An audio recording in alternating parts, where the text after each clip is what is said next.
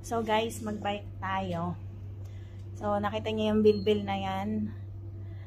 Pag naman yan ay hindi nalis ng 6 na buwan. 6 na buwan kaming mag-gym ni Lizzie. Hanggang umuwi kami ng Pilipinas.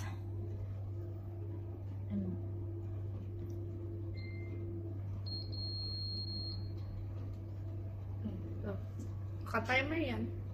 30 minutes ako magbabay. You can do 10.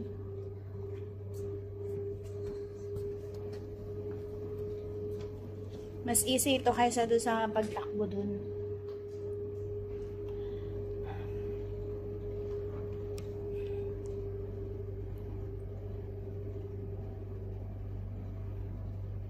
Pwede ako mag-update.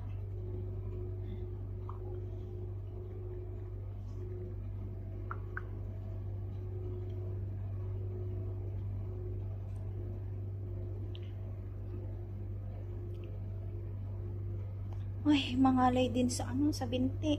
Para ako naglalakad sa bundok, guys.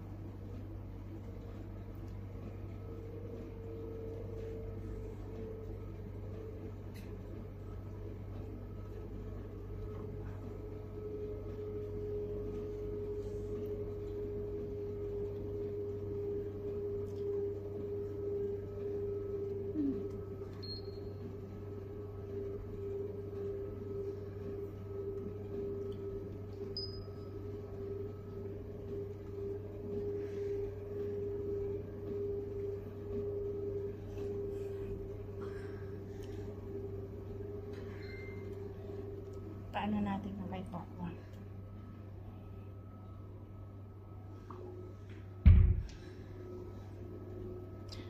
Bikunin mo nga isa ko cellphone. Ano? Kaya pa. Bunsoy. Nagbabarbell siya, guys. Natulala na siya.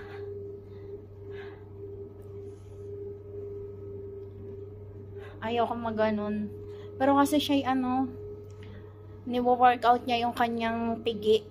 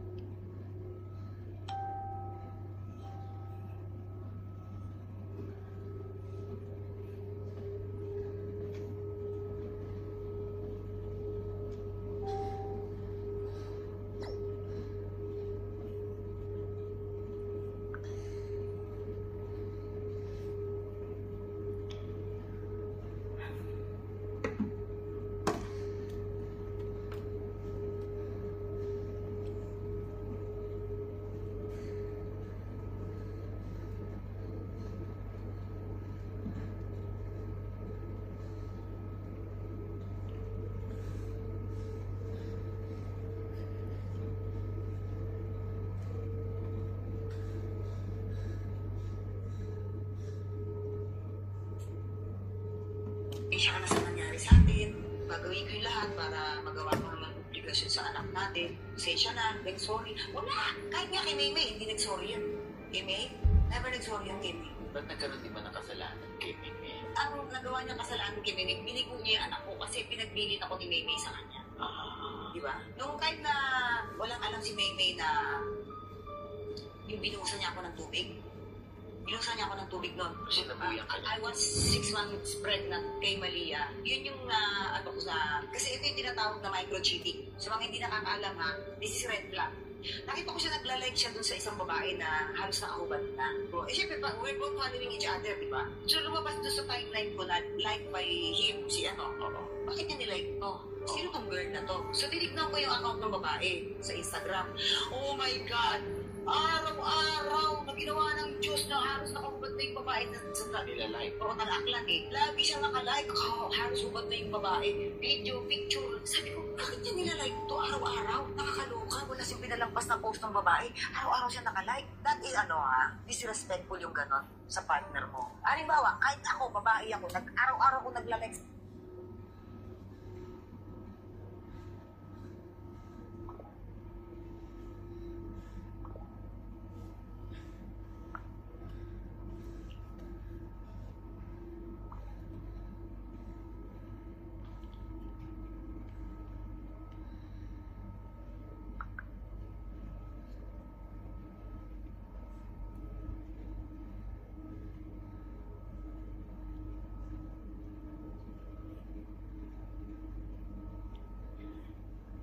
Sa lalaking nakalabas lagi. Ito si Lyra.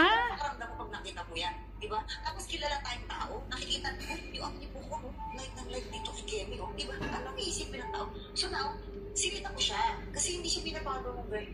Siya lang ang nakapalo. Hindi siya pinapalo ng girl. Titlong ko siya. Sabi ko, sino to? Bakit araw-araw ka nakalike sa kanya? Ito na. What's big deal? Just give me. Proof yung na lumabas sa bunganga ako. Baka too big deal sa akin yun, ano lang naman doon. Social media, yung kinwede siya pakita proof yung na lumabas. Okay? That was 10 a.m. ng umaga. Buntis ka nito. 6 months ako kay Maria. Matutulog ako ng hapon na nap time. Bigla siya pumasok sa kwarto, binuhusan niya ako ng tubig. As in, binuhusan niya ako ng... It was just this very simple thing of like, okay, o ng tubig, basang-basa yung kama. Pinagmumura niya ako. Sabi niya, tingnan mo, ganyan. Para daw, binibigbil ko daw yung mga ganun. Kasi siguro, sumama ang loob niya dahil nabukin ko siya. Mo, ganyan. Tapos dinuro-duro niya habang nakahiga ako sa kama. Ayan hindi ko nilabas yan. Ngayon lang. Kaya isa to sa mga bawsi na samba ko sa kanya. Pag bumalik dito sa Pilipinas yan, bawsi yan eh. Tapos noon, Niluhusan ka ng tubig. basang-basa ako, Mars. Pati yung kama ko, basang-basa. Galit na. Walang kaabog-abog. Wala, nagulat ako. Walang kaabog-abog. Pumasok siya sa CR. Paglabas niya, may dala-dala na siya nung binuhusan niya akong gano'n. Pinamukha. Tamo. Ano reaction mo no? Di siyempre na. Mantig ka ba? Mars, maselan yung lagay ko. Oo nga, actually. Diba, alam mo yan, maselan yung pagbubuntis ko kasi edad ko na 45. So, maselan na, diba? Sa galit ko, kesa mag-abang-abot kami, nakakatawa, bahay mo yun, diba? Ako lumayas 3 days ako nag-stay sa isang hotel dyan sa overlooking, sa Cloud9. Doon ako nag-stay, kumuha ako ng kwarto. Yung manager doon, kaibigan ko, si Verts. Kaya, isa rin yung titisniguin sa kanya yan, pagka, sa Bausi. Kasi, nandun pa yung check-in binayad ko, tinago niya yun. Pati syempre, may record doon, diba? Na naglayas. Oo, nalaglayas ako. Pero hindi ako hinanap. Gusto ako umuwi kasi si Maymay, during that time si Maymay nag-internship sa Europe. Nagtataka si Maymay, asan ka ba? Bakit ganyan ito? So, umuwi na lang ako kasi baka makahalata yung bata. Ayoko nag-aalala yung anak ko, nasa malayo siya, di ba? Umuwi ako, hindi naman ako hinanap yan. Hindi naman ako hinanap. Ingatan ko yung mga katulong, kumusta kayo dyan, ganyan. Ay, ito yung isa, wala lang, exercise lang. Hinanap pa ako, hindi po. Di ba? Galing. Tapos noon, ilang beses ako nag-bleed dahil sa stress. Ilang beses na muntik malaglag si Malia. Mga apam talaga. Hirap. Itistigorin siya kung sakali. Yung karanasan ni Pakwang. Tinago ko talaga yan. Tinago ko yan. Ako tinago ko din yun eh. Kasi nga, gusto ko Bago ko pa diba? Kahit pa paano sana. bago pa ako umayaw talaga. Ako nag-e-effort ako na kahit pa paano maayos pa kami. Siya pala lumalandinan. Kita ko yung mga text eh. Diba? Kita ko yung mga text. Nag-breakdown ako. Sabi ko, oh my God, tinatry kong magpaayos kami.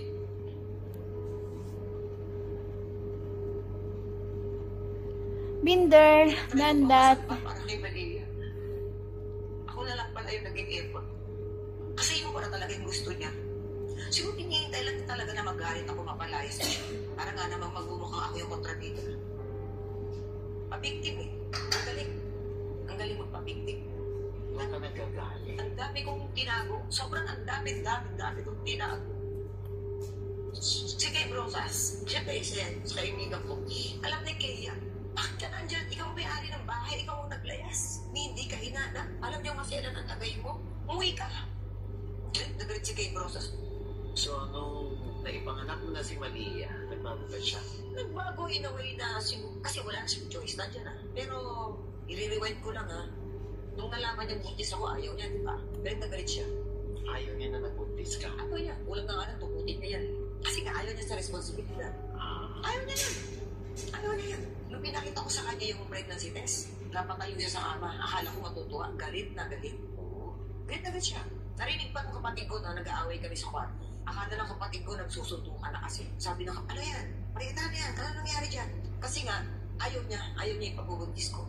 Kaya, nung lumabas na si Malia, siguro, wala na lang siyang choice. Minahal man niya yung bata, siguro, mahal niya dahil bata. Pero yung ginampanan niya pamilya naman, never. Hindi nga siya nag-effort na maayos kami ulit, di ba? Kung talagang mahal niya anak niya, kung talagang mahal niya kami, gagawa ng effort siya. Parang feeling ko, gumawa siya ng... Hi guys, nakakapagod. Kasi nga, may mga sulsul eh. May mga kaibigan siya nakilala dito na sulsul. Sinursulan siya, may mga lumandi. Naghihintay siya ng pagkakataon na magalit ako at palayasin ko siya. Dahil yun ang gusto ng buhay, yung wala siyang responsibilidad, yun ang gusto niya, yung gabi-gabi siya magpa-party. Yun ang gusto niya. Kaya di ba, nakikita sa mga club, sa BGC, nakikita yan. Ano ba naman ang netizens? Diyos ko po, Mariusip, ang netizens kayo, ang bibilis. Mga iskopera din. Oh, di ba? Naglalakad siya sa BGC, binibidyo siya, may kasama siyang babae, pinaporward sa akin. Oh, di ba? Mabilis ngayon. Oh, namibili siya sa isang groceries. Binipicturean siya, pinaporward sa akin, may kasama. Di ba? Ganun. Grabe yung pagtatakip mo, no? Grabe, lahat ng pagtatakip talaga ginawa ko sa kanya. Kaya doon ako nabubuwisin. Puhusgahan niyo ako. 4 minutes. Marami pa kayong hindi alam. Ang nakikita nyo lang kung ano yung nangyayari sa social media, sa mga interview, sa mga ano. Pero behind cam, hindi nyo alam kung ano nangyayari sa amin. Ilang beses Uy, ako muntik makunat. 10 minutes, 12 minutes din pala yun. Kung hindi ko pinaglaban si Malia na ini-injection ako ng pampakapit, walang Malia. Dahil sa stress ko sa kanya. Pinaglaban ko lang, di ba? Tapos sasabihin mo, mahal mo anak mo, saan banda? Saan banda? Ha? Saan? Walang daman, di ko nakikita. Panoorin mo na natin. Makakaloka ha. Nung time na bago siya mag-deport, ang tagal nilang hindi nakikita ng anak niya, di ba? Kasi nga, hindi ka nag-e-effort eh. Alisin ko to guys. Stop toy. Nabot doon sa anak. Sabi doon sa anak. Magkakaroon na tayo ng curve. No, ano kailangan ko lang kasi magpa-40 na ako, so I like to be healthy. Hindi ako makapaglakad ng malayo, nahahapo ka agad ako, so nag-decide na ako mag-gym. Nakita ko sa post ng mga kaibigan mo. Kaso nakakapagod pala. May regalo ka doon sa anak ng kaibigan mo. Birthday. Pasko, may regalo ka doon sa mga anak ng kaibigan mo. Sa sarili mong anak, wala. So guys, let's be healthy. Pakapagod. Katatapos ko lang magtrabaho. May trabaho naman. Actually, hindi 3 weeks na walang-wala talaga akong trabaho. May natira akong trabaho. 2. So, yung 5 kong trabaho ay bilan niya isang buong toys. Bakasyon. So, medyo hindi tayo loaded. So, hintayin na lang natin si Lizzie. Kasi si Lizzie ay nagpapalaki pa ng kanyang nagpapalit pa siya ng kanyang baywang. Maliit ng baywang niya. Nahilo talaga ako. Tapos nag-ano siya, nagbabarbell. Alam niyo ba, barbell? Gagana siya, oh. Saan ba siya? Yun. Dito. So, ito yung gym, guys. Ay, nagaganon pala siya. Ang hirap naman ng kanyang ginagawa. Pulang-pula yung kanyang mukha. So, anahin natin, guys. Interviewin natin si Lizzie. Hey, yo, what are you doing? Nagaganon siya, guys. Oh. Anong ginagawa mo? Hip abduction. Paano ng glutes ko? Oh, nag-glutes daw siya, guys. I don't know what it's glutes. Glutes, your hips. butt. Blood butts daw. Butt. Sabi niya. Ano ito?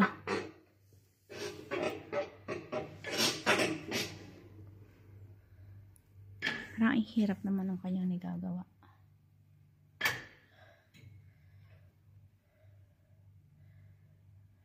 Gawin ko din kaya yan. Pero napapagod siya, sabi niya. Ganun siya. So, hintayin na lang natin kasi it's my first day today. So,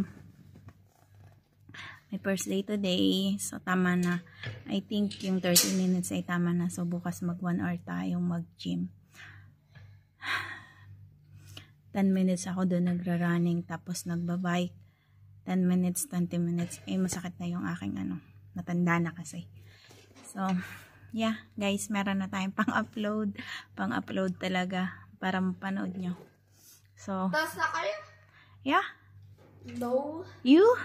May taas siya. Ay, wag mo na yun kasi mangalay na yung aking nahihilo na ako. Pwede kamayin yun. Paano? Saan? So, magkakamay pa daw habang naghihintay doon sa kanya. So, guys, see you on another video. So, thank you for watching. Pagtyagaan nyo ha. Ito'y para sa inyo guys. Para kayo makaipon. So, see you. Bye. Thank you for watching.